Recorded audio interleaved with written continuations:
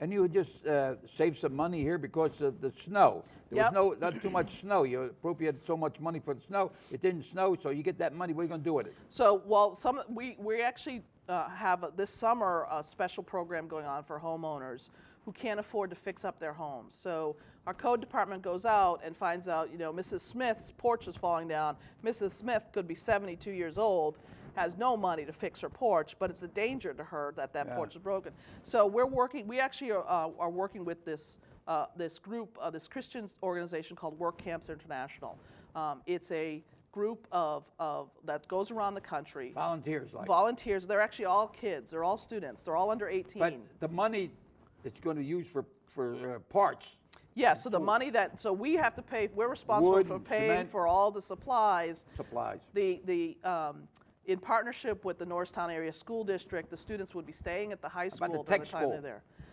The tech school is not involved. So these kids come in from elsewhere in the country. They bid on these jobs. They pay money to come to other places to fix people's homes. It's actually a wonderful program. Sounds unique. All these kids are actually trained in the construction trade, so they bring their own tools, their own know-how. We supply things like ladders and stuff. Obviously, they can't put those on planes, but and then we supply the fire supplies. company to get the ladders up there. So we're also working with the union trades to bring in equipment that they can't obviously bring themselves, and have vehicles to move them around. When Mother Teresa visited Norristown and set up the shelter here in Norristown, Missionary of Charities, they took over the convent where the nuns naturally all moved out to Bishop Kenrick, and that place was falling apart. The convent had about 14 layers of wallpaper, and the plumbing was bad, the roof and everything, and I got in touch with the building and trades, and they come down there and they worked, and oh my God, they fixed it up,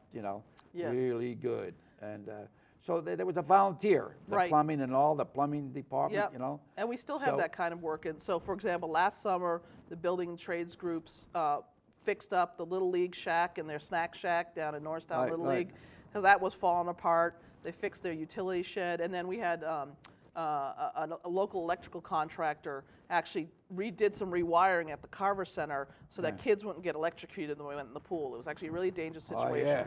So they stepped in. Electricians Union. Yeah, they stepped in and did that work for free. And that's, again, people in the community who either are from Norristown or live in Norristown who give back to the community. And that's one of the things we want to see more of, because we really need that kind of help.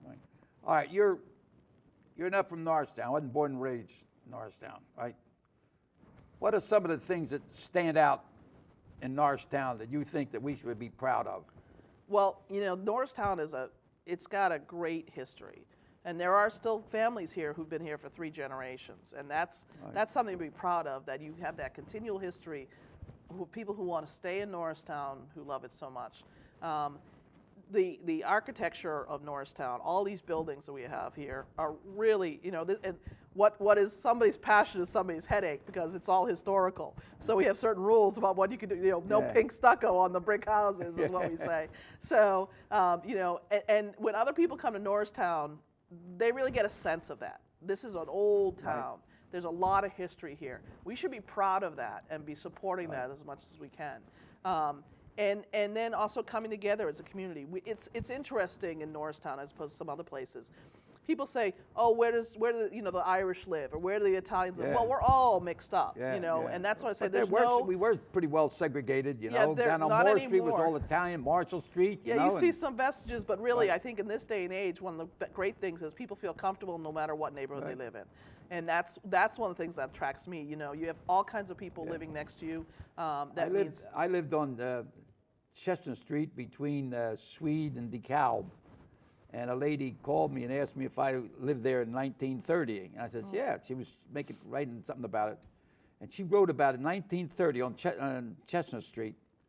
And she went to the courthouse and got the names of the people. They were Irish, German, Italian, it was all. Right. And in that one block between the Calvin Suite, there were 6 police officers lived there. That's and I lived across the street from 3 of them, Yeah, and Hank, it's a little bit different for our police force in this day and age. It's a little bit more challenging for our police force than when you were on the force. While we would love to have our police officers live in town, it's a little bit challenging for them Right. to live in this. For those who do, I applaud them, but it's, it's some people love you and some people hate you. So the police have a tell me very about it. difficult job balancing Right. those attitudes. Right. I don't, watch that guy that's patting you on the back. He's looking for a soft spot to stick the knife in. That's the way I feel. That's Well- the old Sicilian trick, So, Gordon Glantz called me and asked me, he wants to interview me back in 1952 or Right. 51 when I started in Norristown Police Department. Right. Tell me, what it was all about. And I'm looking forward to that because the policemen today would say, "Oh, Hank, the old times, we got this, got that." Let me tell you, we covered the town. We had to live in Norristown, Right. okay? Right. And when I started as a policeman, they gave me no education. I only thing I had an 8th grade education. Right. Okay, that's all you needed. I got the code book to show you. Right? And I started with $2,300 a year, and we had to pay 20% of our uniform. They Right. give me a gun, which they didn't show me how to shoot. Good thing I knew how to shoot because I used to go hunting. A badge, a nightstick, a bully jack, and a badge, and a Right. whistle, Right. and put me out in the street Yep. to look for a purse snatcher along DeKalb Street. Right. Lucky I didn't kill a guy if I didn't, I didn't know. Yeah, as you know, it's very different now. Police training and the professionalism. My grandson is a policeman in West Norton, and he tells Right. me the benefits they have, which is good. Thank God, good. They're doing a good job. Right. Right. But I it's look also a back lot of myself. training. How'd Yeah. I bring up my family? And 4 it's, children. Yeah, and so it's a different era in many ways that we require, a certain level of training for every police officer. Actually, it's state mandated. They all have to go through training courses. And then it's a little more challenging. There's a lot of technology they use now. For yeah. identifying where criminals are and so forth. Tape. And then one of the things that we'd like to see more is more the community policing aspect of I think Norristown. that's- We have officers who sort of walk a beat on Marshall Street, one of our commercial districts. Marshall and We Main also Street. have bicycle patrol police officers, which are really good because that way, that being able to interact with the community on a more human level as opposed to sitting in a police car is very good. We would love to do more of that, but obviously budgetary constraints make it challenging for us to take a police officer out of a car and have them walking a beat. That means they can't respond to something else elsewhere. Our police officers respond to the entire community, not just within a specific region. So if we need a couple of patrol cars in one area and they're up in the east, let's say they need them in the west end, they're up in the east end, they need to be in their patrol cars. So Well, I remember Frank Rizzo, if he had a problem, he assigned a guy there. yeah, And he would cover it like the dew. And he told the gang who were hanging out there, he says, "Look, I'm going to put my wristwatch on that curb, and when I come back tomorrow morning, it better be there." I mean, yeah, he was able, showing, and I remember Sergeant Burns.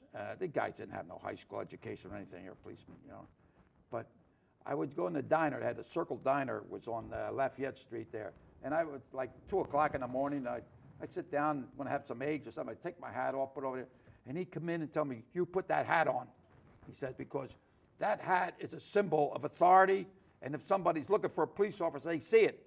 You stand out. They want you. That's why you wear a uniform to stand Right, out. right. Okay, But now I see these guys. They don't want to wear no hats. Either they shave it or they got a permanent wave. They want to mess their hair. when they start losing the hair, they I start kid shaving them, it. about that. But I think one of the things that I want to say that the Norristown Police Department does an excellent job. Oh, We just gave accommodations to officers on Tuesday night for catching a person who had been involved in a number of robberies and shootings, and which from the detective division, our forensic division, all of our patrol officers, and then our higher staff, just a phenomenal job. They're all professionally trained. Right. They know what they're doing. It's probably one of the safest police forces in the area in terms of controlling situations, being very professional, and often they get complaints from people, but they don't get kudos. And when Everybody's going to complain. The old story: all sunshine makes deserts. Right. You can't have. You got to have the rain and the snow and the hail and everything to have a beautiful garden. Right. Right? Right. Yeah. And as you know, Russell Brono, who had been I was with him last night. He's happy. I'm He's sure going to go he's to retired. Italy. He's going to go to Italy for very good. taking his wife for. He deserves trip. it. I mean, he had been a phenomenal police chief for our yeah. department for a long time. As you know, lifelong career police officer in Norristown, Right. 40 plus years. I was a police officer in charge of safety and safety patrols, and he was one of my safety, the Holy Savior. Right. He'd stand in the corner, and we had to teach all the kids that we go in there and talk, and he would stand there, put the badge with Keystone. Never cross when the light is red, the light is red, the light is red. Always cross when the light is green. And then we go into parochial school, and we go like this, all right, put your over the nice little halo. Always do what the sister says. You know. Yeah. So there were little things that now I come up, I see some of these people are pushing the baby cart. Oh, Sergeant Cisco, I remember that song, Never Cross, you know. Right. So it's good, you know. Yeah. And Bono has really followed through. Now I see Rashid is holding on until we get somebody. You know, exactly. And we're also lucky that Captain Rashid, now our chief, has decided to step into that role in interim while we do our search. Doing the search for the police chief is a very serious, you know, it's that and the municipal manager job, which we're also doing the search for, are the two most key pieces of the Norristown municipality. And those two people have to work hand in glove to make sure that we are able to handle what's going on in Norristown. You know, you talk about what else Norristown needs. I really love to have residents do more. I want to say one thing, that you are a councilwoman now, and you're running for office again. Right, yes, Okay, so I'm up for re-election. To my viewers, you are well qualified, your education, your experience, and I wish you all the luck in the world and your this election coming up. Right, so you're the type of person that we want in council. Well, I appreciate that, Hank. It's, you know, I'm running again because I think I can do more for Norristown residents, and not just in my district. I mean, code is throughout the Norristown. You know, we need to find ways to save money so that we can put more of that to the police department. We need to find ways to make more money, not on the taxpayer. You have an education on finances and stuff, don't you? Yeah, so I have a business background in addition to a science background, and I know how to work in and you in get large public relations. organizations. You can write a letter, right? I can do a writing a lot. I write a lot of letters for you too. All right, you go. Okay. All right, I'll come to you when I need a letter. Okay, not a problem. All right, ladies and gentlemen, thanks a lot for allowing us to come into your home, and you know, it's really good to know that we have a council person in there is looking out to save money to improve the community. We have a good town. We are the county seat, and I'm sure she has the education to be able to reach out the county, the state, the federal, get money to come here and help us. We are the county seat, and we are proud. So, Allah salud. Let's say over here, to your health. Allah salud, right? Salute. And thanks a lot. And I want to, you know what, Lawrence Welks closes the show with, keep a song in your heart. Cisco says, check with your heart doctor. Never know, right? So keep bobbing and weaving. May God bless each and every one of you. Thank you, and grazie. Okay. Thank you, right. Hank. Thank you.